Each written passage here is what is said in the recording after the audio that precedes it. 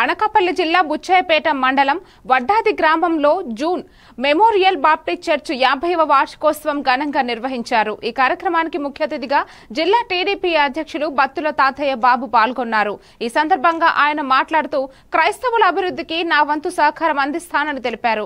Baptist church ఆధ్వర్యంలో ఎన్నో సేవా కార్యక్రమాలు నిర్వహించారని ఆయన తెలిపారు. ఈ కార్యక్రమంలో పోతుల జైపాల్ బాబు, ఎల్కే మృత్యుంజయ, ప్రసన్న కుమార్ తదితరులు పాల్గొన్నారు.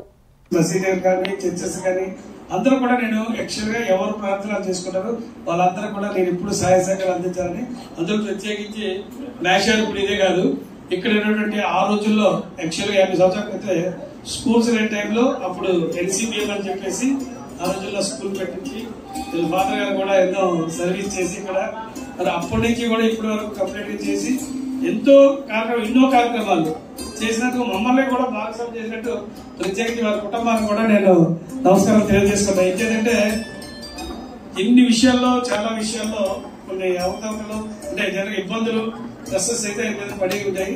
అయినా సరే అన్నింటినీ కూడా ఇప్పుడు కూడా మీకు మంచి జరుగుతుంది, ఇప్పుడు కూడా మంచి చేసేవాడికి మంచి జరుగుతుంది.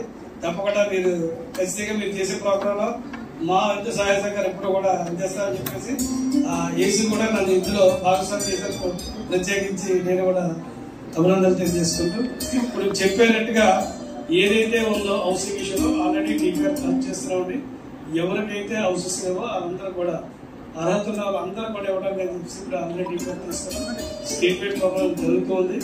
దానిలో కొన్ని లక్షల మందికి మళ్ళీ ఇవ్వడానికి సిద్ధంగా 4 లక్షల మందికి ఇవ్వడానికి కూడా సిద్ధంగా ఉన్నాం. అందులో తప్పకుండా మన వాళ్ళు కూడా ఎవరైనా సరే నా దృష్టికి తీసుకొచ్చిన ఎలిజిబిలిటీస్ వాళ్ళందరూ కూడా వందనాలు తెలియజేస్తూ ఉన్నాను. మరి సావనీరులో కూడా వారి పేరు పదే సార్లు నేను ప్రస్తావించడం జరిగింది. కారణం ఏంటంటే ఎన్నో ఒడిదుడుకులు వచ్చినప్పుడు ప్రతి ఒడిదుడుకులో నువ్వు భయపడొద్దు అనేటువంటి భరోసా నాకు ఇచ్చి నా వెనకాతలుండి నన్ను ముందుకు నడిపించడమే కాకుండా